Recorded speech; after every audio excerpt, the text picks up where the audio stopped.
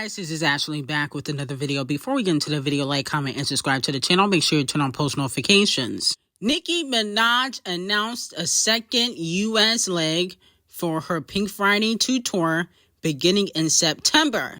She announced 22 new dates, but it looks like she is still doing arenas. Okay, so let me know how y'all feel about that. I think Nicki Minaj could do at least 10 stadium tour dates. You know, I think that Nicki Minaj could do stadiums if she really wanted to. But let me know in the comments if you guys are going to go to Nicki Minaj's second leg of her U.S. tour for Pink Friday 2. And do you think that Nicki Minaj should have an opening act this time? Or should she just stick to Monica and bringing out, you know, a new rapper or artist, you know, at each different city that she goes to, okay? I think she should do both. Because no shade, Nicki be late anyway, so she might as well just do both. I think that Sexy Red should open up for Nicki Minaj, even though I thought her mixtape was completely doo-doo. People like Sexy Red. You know, she appeals to the certain demographic, and the Barbs love Sexy Red. Or maybe even JT, but I don't feel like JT has enough music out to perform, you know, at a tour. No shade. You know, she's doing these little small club venues, but to perform at an arena tour, you do need somewhat of a catalog. And unfortunately, Sexy Red songs are bigger than JT's. Okay, no shade. Y'all let OK and Sideways and No Bars flop. Okay, but Sexy Red be charting. No shade. But JT could perform City Girls, you know, music. You know, that is still part of her catalog, but, you know, it would be just her performing. I don't think Carisha would be invited to the Pink Friday 2 tour. Now, it has also been reported that Nicki Minaj has been arrested in Amsterdam. They had checked her belongings and found some ganja. Now, ganja is legal in Amsterdam, but, you know, I guess they have to weigh the amount of ganja that she has. Maybe they have a legal limit in Amsterdam, but Nicki Minaj believes that she is being sabotaged, okay? And then she also says that her management was pocketing $40,000 to make her late to her shows, and then on top of that, her team wanted her to take a new jet every time she flies out. Now, she had went live to record the incident. Basically, on live, she was saying how she needs a lawyer. And basically, the police officer in the video was trying to arrest Nicki Minaj. Okay, allegedly, she has been arrested. Let me know how y'all feel about this. Now, I definitely think that somebody is trying to sabotage Nicki Minaj's tour because she about to gross probably over $200 million off this tour. This is probably the highest selling tour for a female rapper, and the industry don't like that because Nicki Minaj is still blackballed. So they probably very upset that, you know, Pink Friday 2 was successful. The album, you know, they took 100K sales from that. And now she's grossing all this money for tour. How will the other female rappers like Botch and Bitter and Megan compete? Now, moving on to Doja Cat. Doja Cat's Planet Her has now surpassed 7.7 billion streams on Payolify. It's the most streamed album of all time by a female rapper. Okay? Well, one thing we do know is that Scarlett will not be breaking that record because Scarlett was trash, okay? So I don't think Scarlett or Scarlett 2 will break that record, but Planet Her was fire. Planet Her definitely was one of my favorite albums of 2021. I only listened to maybe like Women Need to Know, you know, Get Into It, Yeah. You know, my favorite Doja Cat album is actually Hot Pink. But Planet Her was pretty fire. So, you know, congratulations to Doja Cat. Well deserved. Now, Botch and Bitter is playing chess. She is going to be on Peso Pluma's upcoming album. They are doing a collaboration called Put 'Em in the Fridge. They should change that and say put 'em on the surgery table, because that's where Botch and Bitter usually is. And allegedly her collaboration with Glorilla Glue, Megan Thee Stallion, Wannabe Remix is going to come out next week because they were scared to drop due to Champagne Thickums and Sexy Red's collaboration. Okay? So let me know how y'all feel about that. Here's my thing. Didn't she already do a collaboration with Shakira and it flopped? So I think that, no shade, Botch and Bitter is looking for another top 10 hit. Because if she don't find one, she's probably going to be shelved and the second album won't come out. Because even the Dr. Miami record, I believe it's still on the charts, but it was only in the top 10 for 1 week, and she said her records live in the top 10, but really, they rent in the top 10, they come and go, but her records do not live in the top 10, okay? Not since her payola package got taken away. But let me know if you guys are here for her new collaboration with Peso Pluma and the Megan and Glorilla Glue collaboration. To me, I can pass on either one. I didn't really care for the Shakira collaboration. I thought Shakira could have done better. And no shade, Shakira kind of flopped. Like, her whole album flopped. But it could have been the Botch and Bitter curse. Okay? I be noticing that too. Like, people that work with Botch and Bitter, they eventually become a flop. Now, it has been reported by Rolling Stone and Payola Board that Megan Thee Stallion becomes the first independent female rapper to headline Madison Square Garden. So Rolling Stone and Payola Board, posted that. And I could have sworn Megan Thee Stallion had to deal with Warner. Okay, didn't she sign a distribution deal with Warner? That is not independent. Okay? So unfortunately, I'm going to have to give Rolling Stone and Payola Board Donkey of the Day. Independent means you don't have any contract with a label. That's what independent means. That is what Ckiminaj is. That's what Chance the Rapper is. Independent, where you put out the music yourself. You don't have a label or a third-party company put out the music for you. Okay? Or, pay for any promotion, videos, radio, or whatnot. And in Megan Thee Stallion's deal, she is getting a music video budget, okay? She's not paying for those music videos out of pocket. She is also getting a promotion budget from Warner, okay?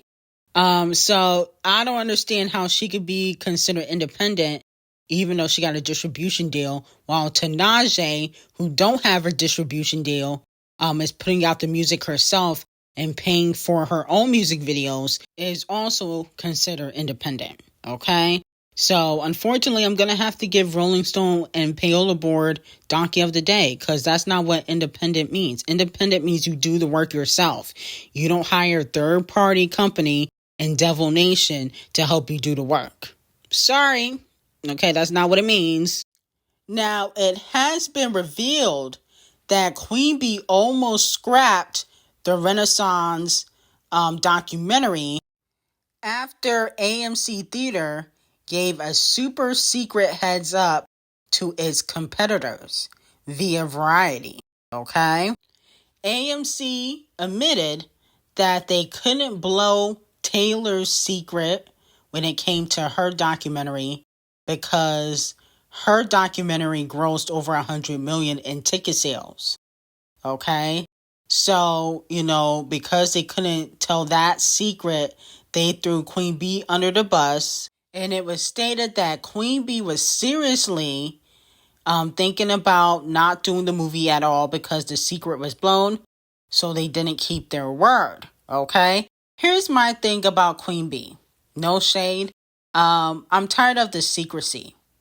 I get it, but it was just a documentary. It's not like you was really dropping music. And to be quite honest, I would have preferred the Renaissance music videos that you did film, okay? Because there's snippets all over, social media, and one of your music videos, like a few seconds of it got leaked. So I would have preferred that than the documentary, okay? Because I still haven't seen the documentary, and I don't plan on seeing it. And it didn't do as well as the Chart Obsessed Racist documentary. The Chart Obsessed Racist grossed, over $100 million. You only grossed $20 million.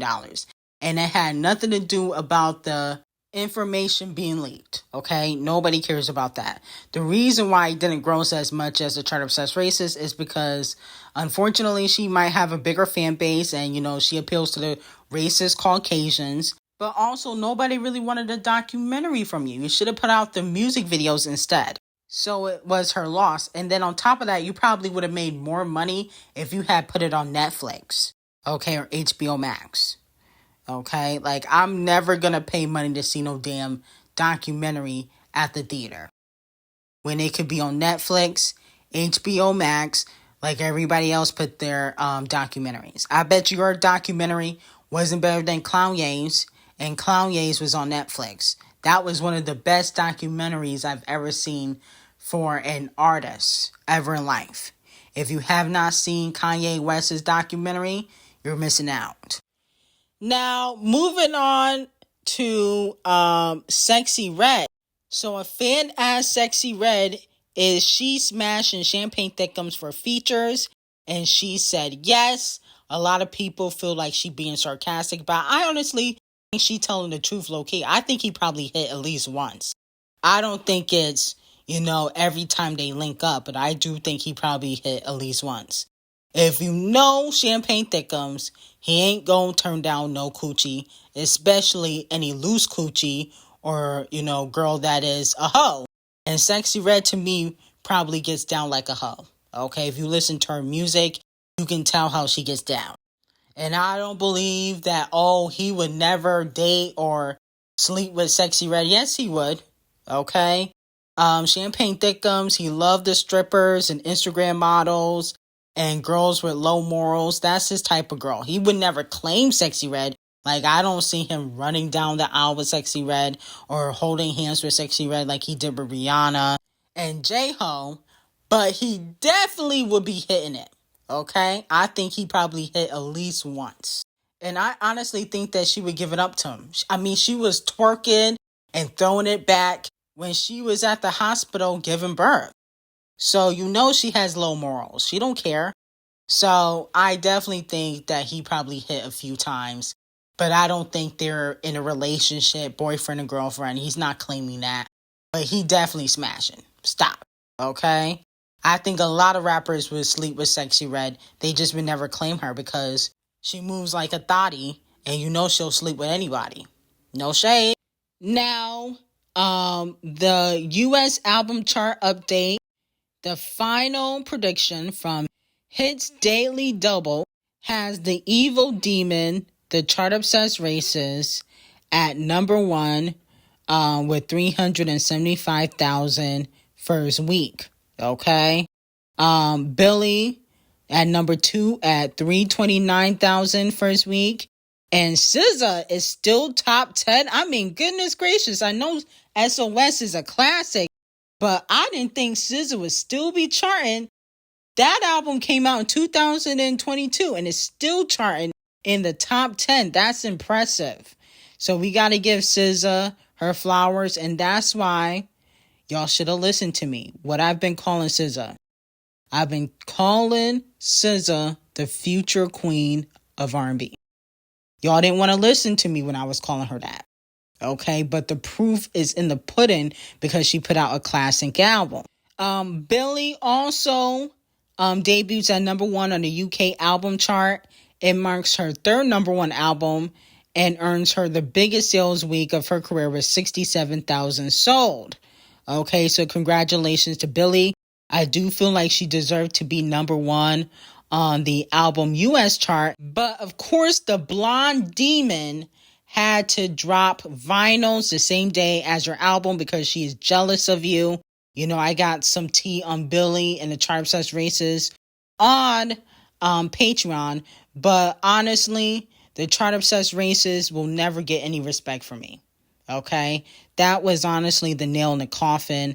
I mean, how chart-obsessed and money-hungry can you be when you damn near 40? Okay? Competing with a 22-year-old. That is just sad and embarrassing. I mean, you should really be ashamed of yourself. I don't know how the chart-obsessed racist and her loose coochie sleep at night, but she really is, the blonde demon in my eyes. And I also blame her for the fact that Billie Eilish's album was unavailable to purchase on US iTunes a few hours before the tracking week ended. I think the chart-obsessed racist was behind that because she didn't want Billie Eilish to be number one. It was sad. I couldn't believe that. I was like, this girl is damn near 40, still running around like a hoe, making music like a 14-year-old girl. And Billie Eilish, who is more talented than you and a better writer than you, made a better album. It was just sad to see. But I've been telling y'all about the chart-obsessed racist for years now. Y'all was wondering why I was giving her that name. And it has proven time and time again that she is what I said she is. Okay? The curtains are pulling back and people are able to see right through the chart-obsessed racist and her buffoonery. And I cannot wait. I know I say this all the time, but I cannot wait till she fall off. Now, moving on to Kung Fu Kenny. Kung Fu Kenny's Damn sells 25 copies this week. And also Good Kid, Mad City, another classic album by Kung Fu Kenny, sells 22,000 first week. So congratulations to Kung Fu Kenny. Not shocked. I mean, he got classic albums under his belt. And I think after he completely annihilated Champagne Thickums and his botch BBL, for Champagne Thickums to go on a hiatus, you can definitely tell people went back to listen to his music. And I'm finally seeing that people are now seeing what I've been saying the whole time about how Kung Fu Kenny is the king of rap. I've been saying that for years now. Now, fans are calling out Sexy Red for copying Megan Thee Stallion's flow. Okay? Keep my hair done and an outfit. These niggas love me, cause I'm a boss bitch. I'm a hot girl, I do hot shit. Finish income on my outfit. I don't text quick, cause I ain't thirsty. So the song Sexy Copies is Megan Thee Stallion's Girls in the Hood. And Sexy's version is Boss Me Up.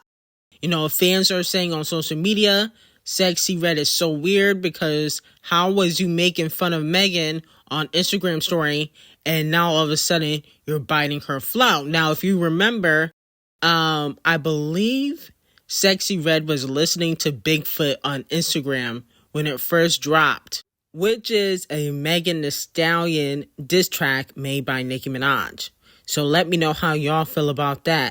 She better hope that Devil Nation and Camel Face don't see it, or she might end up in court for copying Megan Thee Stallion's flow. So let me know how y'all feel about it. I got some hot tea on Patreon. Link will be in the description, and have a great day.